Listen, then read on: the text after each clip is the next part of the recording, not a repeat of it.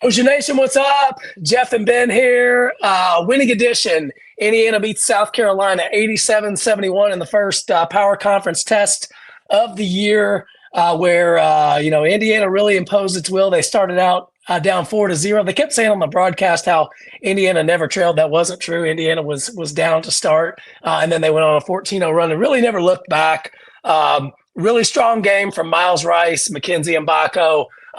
In the first half, especially for McKenzie. So we'll get into that. But Ben, bring you in here. 16-point win on your home court against a power conference team. How you feeling? I felt pretty good about it. I felt like also South Carolina had some beasts down low. I thought that Colin Murray Boyles and Nick Pringle were pretty good. Power forward center combo.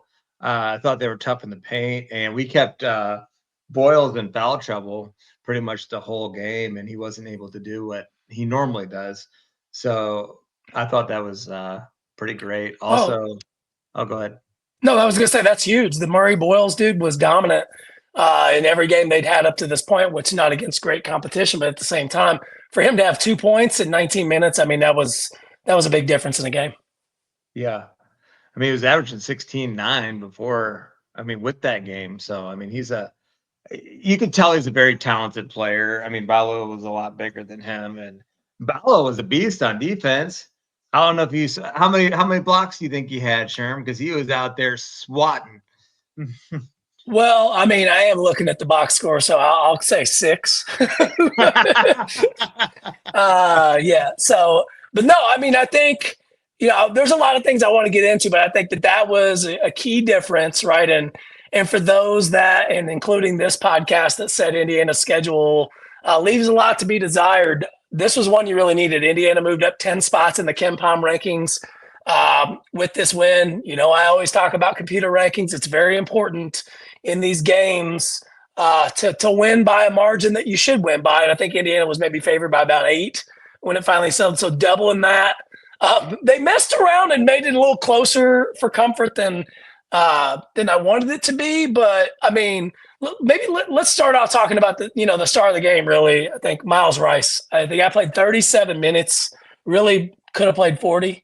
23 points, 6 of 6 from free throw, which is huge, right? Your primary ball handler, 100% from the line. That dog will hunt. 3 of 4 from 3. He just felt like he was in rhythm. I mean, what's your thoughts on Rice? Man, I thought that was probably the best point guard performance we had, besides maybe that, Galloway's 2 crazy games last year since Yogi Ferrell. I mean, he looks like a legitimate point guard. He can dribble. He's fast. He was hitting threes, 3 of 4 from 3-point range.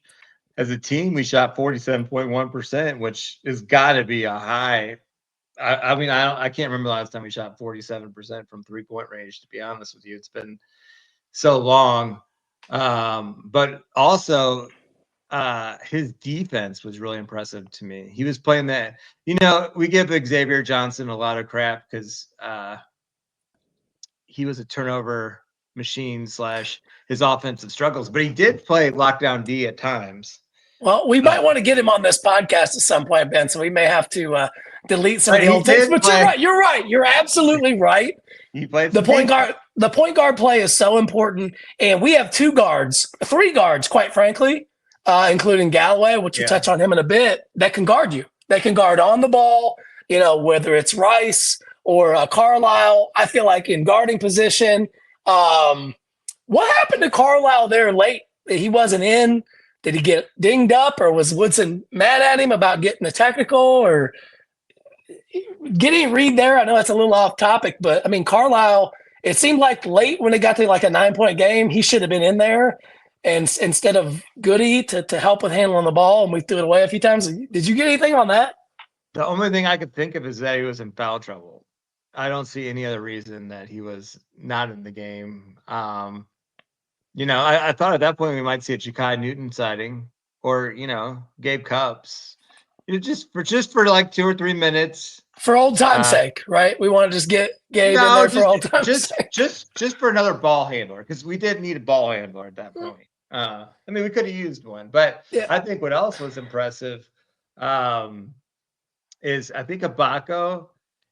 I don't know what happened to him in the second half. First half, he played out of his mind, but he's also somehow got quicker laterally. Because last year, remember, he could not shift from left to right for some reason. Mm. But we're not playing top tier competition yet, so we'll have to see. But he looks way more engaged on defense, Well, and I he's hitting mean, the I shot. think you know, say what you want. I mean, South Carolina's not as good as they were last year, but it's still a power conference team where the SEC, I think, had 9 preseason top 25 teams, and they were just right behind that. So, um, I mean, I think that they've got some dudes over there, right? The Pringle that was on Alabama is a dude, right? And they had the guy. Ugusuk, dude, was Yeah. anybody planning to guard that guy from three? Because he just seemed like, here's so let's come down a little bit. I got to bring people down a little bit. I was a little bit concerned about the 3-point defense. South Carolina shot 8 of 29, but again, that's not really their thing. So I don't know if it's Woodson had a scouting report to say, hey, this team's not going to shoot as many threes as they ended up doing. So they weren't as focused on that. Um, but there were some wide open looks that I was like, like, when you're playing a better team, now I think it could have something to do with the scouting report because the announcers kept saying, hey, this isn't really their game. And they shot 29 threes. Well, I mean, if you got Ballo down there having 6 blocks, you're gonna have to take it back a little bit. I mean, eventually you're gonna learn your lesson. Probably not go down there, but I do think it seems like if a team moves it from side to side, which good teams do, if they pass it 3 times, somehow we're giving up the wide open 3, and we got to work on that. Because, and I do not want to see Renew chasing. I saw it happen twice. That's my throw your chair moment, where you see him running with his arm up like this, like we saw all last year, and the guy hit a 3 ball right in his face. Like, where were you before that? So I don't. Yeah, we must have known each other a long time because you took the words right out of my mouth with Renew. I mean, I just his 3-point defense is not good. It's not good, and when you've got somebody in there like they had at the forward position that was shooting threes, it was a problem for Indiana, and they got away with it in this one. And I mean, hey, at the end of the day, right? I mean, 3-pointer is a low. It's a 40% or less percentage shot. I get that. It's probably better than a layup, but at the same time, like Renew, since you opened the door there, I don't feel like this was a game that Renew really ever caught. And he wasn't in there late either, by the way. I don't feel like he could really get in a rhythm. I mean, he was 4 for 10, only had 3 rebounds, 13 points. It just seemed like he was a little bit off. I think other guys picked him up certainly with namely Ballo on the defensive end, and Ballo having 13 rebounds. You can live with that, and Baco having another 7 rebound game. But what are your thoughts on Renew? I mean, he just kind of like, is this just who he is? Like, he's just going to have some games where he could be a 20 and 20 dude, and some games where he doesn't have it. I thought South Carolina did a good job of not letting him get to his spots. If he gets the left-hand little hook shot, it's pretty much over. He wasn't really able to get there. He looked uncomfortable. South Carolina did have some nice size and some nice thickness. So I think that was a tough game for him. But I was watching the game, and remember last year, one of the things that we were really good at was big man to big man passing. And I'd like to get back to that with like Renew throwing it to Follow and maybe vice versa, because if the big can throw an oop and there's 2 bigs, a lot of teams don't have 2 good bigs. Well, I mean, I think you're onto something. And I mean, we were texting during the game, and I think it is this is a bunch of guys that have never really played together before, which is common in today's college basketball, right? In the day of the portal and new players coming in, like this is just everybody's got to deal with that. But I think when that big to big is not something you've ever done, it took some time, right, for Ware last year to kind of get his groove, and not to bring up last year, we never lived up to the expectations. I mean, I think Ware's a better player than Ballo, certainly, but we have way better guards this year. So I think that balance of these like Carlisle and Rice are like they're solid guards. Like they're like it's a much better than a Xavier Johnson, Cups, Galloway. You're trying to really rely on them, whereas you've got two really strong guards in my opinion, and then Galloway being able to come in there as the third guard or be your fifth, your sixth starter, if you will, when you've got somebody that's struggling. I thought Galloway was really good today or yesterday. I thought, he was really good. And I mean, what are your thoughts just overall? I mean, do you feel like it's just going to take some time for them to mesh and they'll be okay, or do you have some concerns?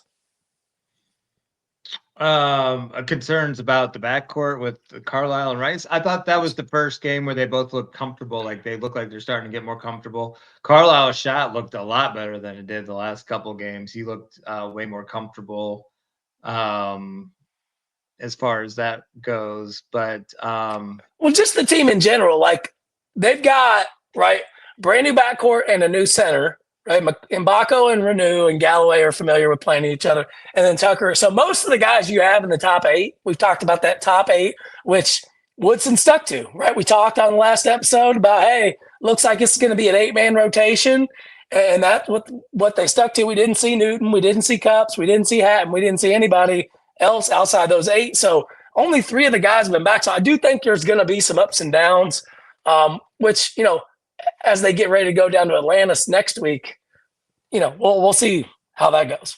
I would like to say something about Bryson Tucker. I've never seen a guy like a mid-range jumper like him since Jermaine O'Neal.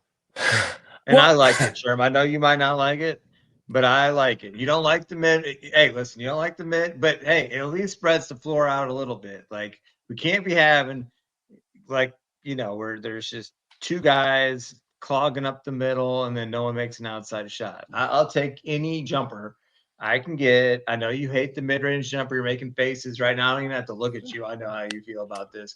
But that's his game. He has a mid-range jumper. He's got a little fadeaway thing that looks pretty nice. I don't know. I can tell he can be a hooper.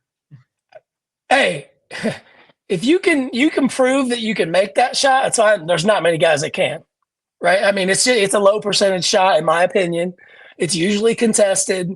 And I mean, I'm not going to knock Tucker. That's his game and he's going to have to learn. But you know me, I would play a basketball game of just layups and threes. That's it. Like layups, dunks, threes, free throws. That's it. I mean, I hate an 18-footer. That's the worst shot in basketball. Now, a 10-footer, like if you're talking about Tucker maybe getting into the lane and having a 10-footer that's, in rhythm, I can live with that. But like the Mbako foot on the line, 18, stop that. Just don't even shoot it. It's the worst shot in basketball. I mean, I'm watching the Pacers while we're recording this, and I just saw somebody shoot a contested 2, and what do they do? Brick. Like move the ball, one more pass, get the open 3. He's not really taking far 2s. His 2s, I'd say, are 10 feet and in. Yeah. Like they're not bad shots, and we just want him to start making some of those so he can gain confidence because freshmen have trouble sometimes getting confidence with their shots, and we want him to get playing time and confidence. And he's not a 3-point shooter. Well, and I mean, let's make him one because that's basketball. Let's make him one is what I'm saying. Like, I get it. I mean, so speaking of 3-point shooting, Luke Goody. All right, like we talk about this 8-man rotation. I'm starting to get a little nervous about this dude, man. Is he a spy from Illinois coming in here? I mean, it looks good coming off his hand, but he's not. I don't know. He's got to make shots. He only played 11 minutes. He's got to make shots if he wants to play. I've said that. I mean, he shot 3 shots. I mean, I don't know. His shot looked pretty good. He just hasn't.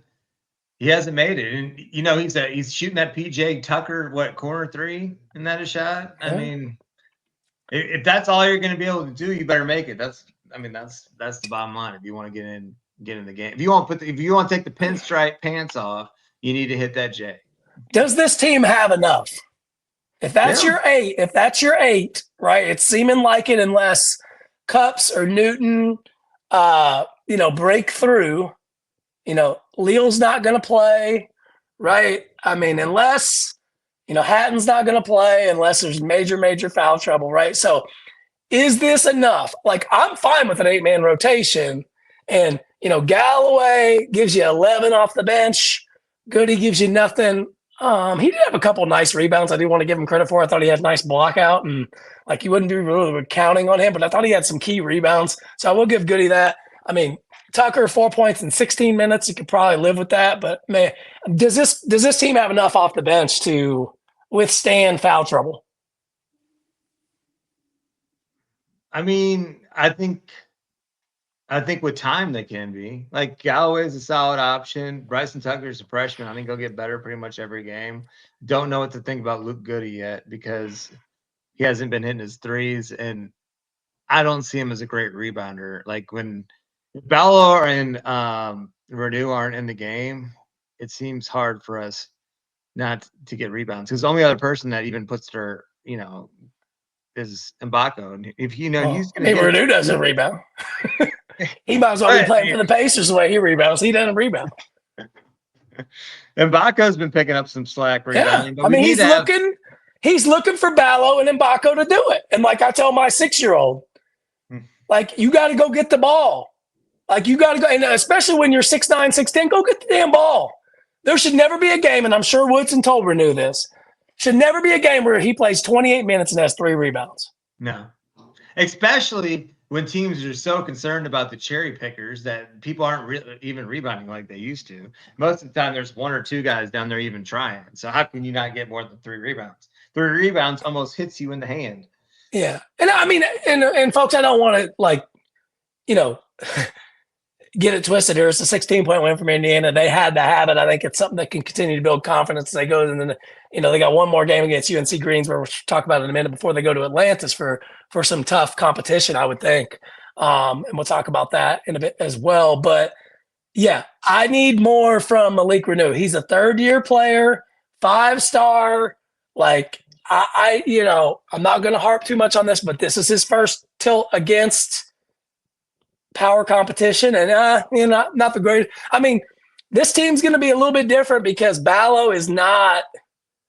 He's not aware. He's not a trace, right? He's not somebody you can just rely on. I mean, his free throws. I mean, he hit some big ones late, but if I'm in a close game, like, I can't have Ballo on the court potentially because they're just going to foul him. I mean, like, he used to shoot with his right hand. Now he shoots with his left. It's just fine. 5 of 9 from the line I can live with for him, but that concerns me. And Hummel mentioned that on the broadcast too. Yeah, it's like if he gets the ball, just foul him in a tough situation because more than likely he's not making his free throws. I mean, that is going to be tough.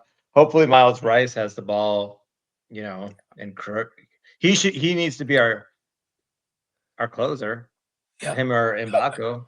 No one else really have the ball. And I think a bright spot, speaking of free throws, I mean, Trey Galloway hit some big ones, right? Yeah. Some big. I think it was a 9-point game. He got fouled. I mean, Trey has struggled at the free throw line and goes 6 for 6. I thought those were big, right? That's your 5th-year senior stepping up in a what could have been a really tight. He misses that front end. They go down, hit a 3 at 6-point game, timeout. Things are completely different. He hits both, puts us back up 11, and then Indiana's able to kind of, stabilize it and get that to a 16-point, score. I tell you what, if you miss the front end of a 1-on-1, I mean, that's just terrible. I mean, because it's a backbreaker. It's a backbreaker because you lose possession. You're probably not getting that rebound, and I mean, it's like a turnover almost. It is exactly like a turnover. I mean, absolutely, it's a turnover. And luckily, I mean, Indiana 27 to 33 from the line. Like, I got to give it up to them for that because that's good. If they're able, we'll take that 9 out of 10 times. Yeah, I'll take it 10 out. I mean, I'll take it every day. I mean, hell, that's what 80. I don't even. I'm not 81.8%. 81.8%. I mean, you do that, I got no problems. And I think what was it? Rice 6 of 7, and Mbako 6 of 7, Renew 4 for 5. Like, we were tough on Malik, but he hit some big free throws, and then Trey 6 of 6. So, like, I love that. I think that I'd asked the question, and I guess I'd asked the question: does this team have enough? I think they do, to a certain extent. Like, I predicted on this that they'd win the Big Ten and go to the second weekend, and that's they have the talent enough to be able to do that. If they're going to have to come together to be able to do, and again, there's a real long way to go, folks. I mean, it's November, and we're not even anywhere near to. Yeah, I think by January this team should be gelling and be able to be in a really good spot. You mentioned your throw your chair moment. Uh, my throw your chair moment. I mean, honestly, I can't really think of one moment where I just was like, what are you doing? Outside of probably just losing the 3-point shooters. And it's not one moment, it's just, you just can't in today's game just give up back to back wide open threes that just you get a double digit lead and then they're right back in it. Like you got to at least contest. And that's communication. That's not playing with each other. So I guess that would be for me is just communication is key in everything in life, and it's no different on the basketball court. And I feel like this team's got a ways to go on communication, and they need somebody probably like a Trey Galloway to be that person later in the game. I think you're going to see Galloway more often than not. Then somebody's going to have to come out. Today or in yesterday's game, it was Carlisle and Renew were out late. Goody and Galloway were in. Don't know why. But I think you may see Galloway late for one of those bigs, would be my guess, in a closer game.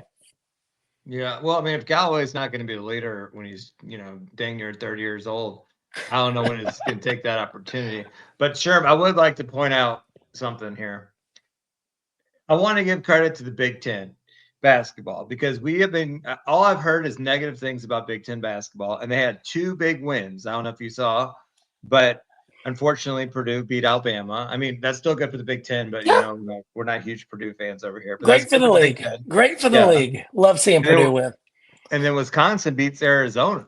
That's 2 big wins for the conference. And the people are like down on the Big Ten this year, and that's 2 top 10 teams that the league beat in one night. And I mean, Indiana beats an SEC team by 15 plus.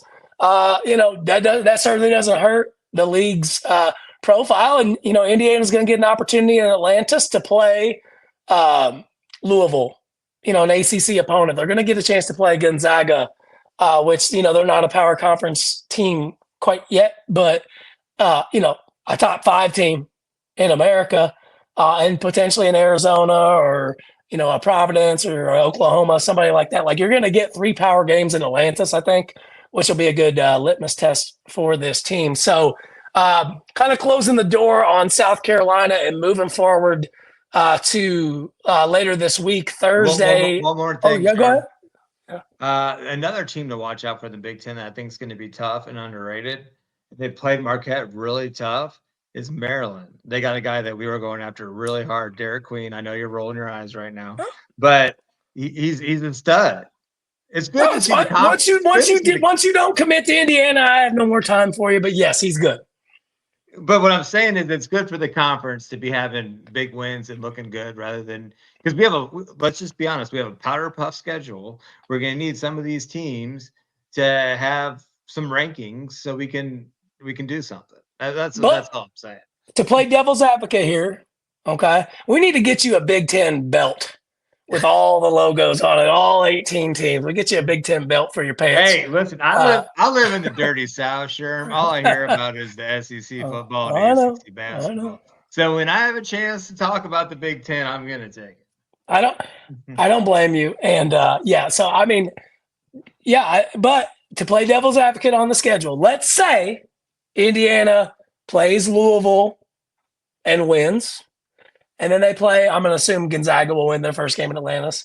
And they beat Gonzaga and they beat Arizona and win the championship at the Battle for Atlantis. It completely changes the outlook of your soft schedule if you've beaten 2 top, Gonzaga's top 5 and then Arizona was top 10 until they got beat at Wisconsin, which I'm not going to knock them for losing there because we haven't, like I've mentioned many, many times before, we haven't won there since 1998. So that's a tough place to play. But, I mean, that does change your schedule a bit versus if you go down there and you lose to Louisville and then you play Davidson and then you play, Providence. Like that completely changes your schedule. You got to win. You got to at least beat Louisville. You got to at least beat Louisville to give yourself a chance to play Gonzaga on a neutral with a whether try to win that. Certainly, they look like maybe the best team in the country, quite frankly. I mean, I think the Bengals have a better chance of making the Super Bowl than us winning the Bahamas tournament. But I'm hoping for it. Hey, I feel pretty good about that. Then I'll take those odds. We'll see. This won't get put out until after Sunday Night Football, so we'll see how that goes. But moving on this week, just a one game this week. UNC Greensboro, which traditionally UNC Greensboro has been a pretty good program, pretty good mid to low major program. Wes Miller, who's now the coach of Cincinnati, had them rolling for years. I think they were a top 150 RPI or net last year. So I'm just saying, traditionally, they've been a decent team that when you're getting towards the end of the year and there's conference tournament going on, UNC Greensboro has been around. They've been in the tournament many times. So I think this is at least, it's not a Eastern Illinois or an SIUE coming in. It's a rung above that before you go to Atlanta. So I think it gives you an opportunity to just, they're certainly not South Carolina. I get that, but I mean, it's a rung above Eastern Illinois. So what do you want to see on Thursday against UNC Greensboro? I want to see the guards feeling even more comfortable in our offense.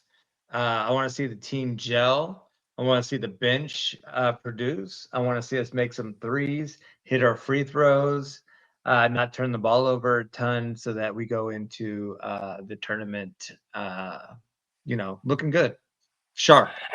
And so UNC Greensboro, to give you the SMU, they lost at SMU by 13.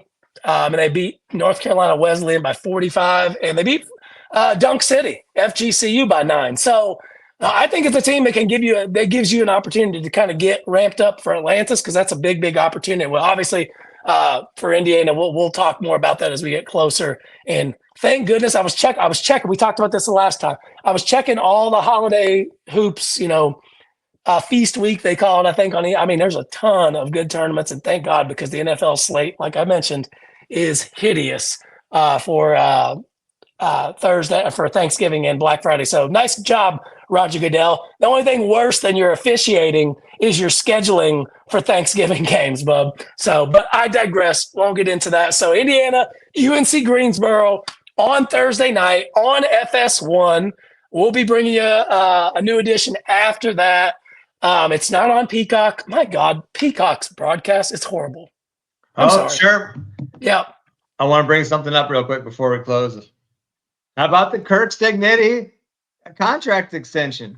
Oh, yeah. Kirk Cignetti, he's $8 million a year. He's the fourth highest paid coach in the Big Ten. That's hey, big one at Ohio State. We're getting 10.5. Yeah, hell yeah.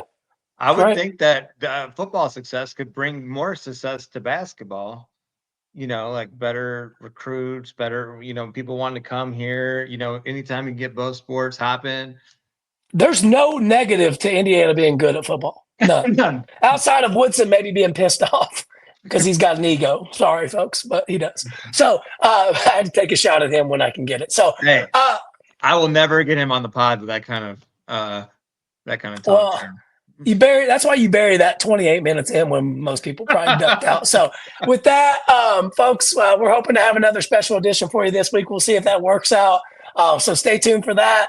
But appreciate you. We'll talk to you after UNC Greensboro on Thursday. See you, everybody.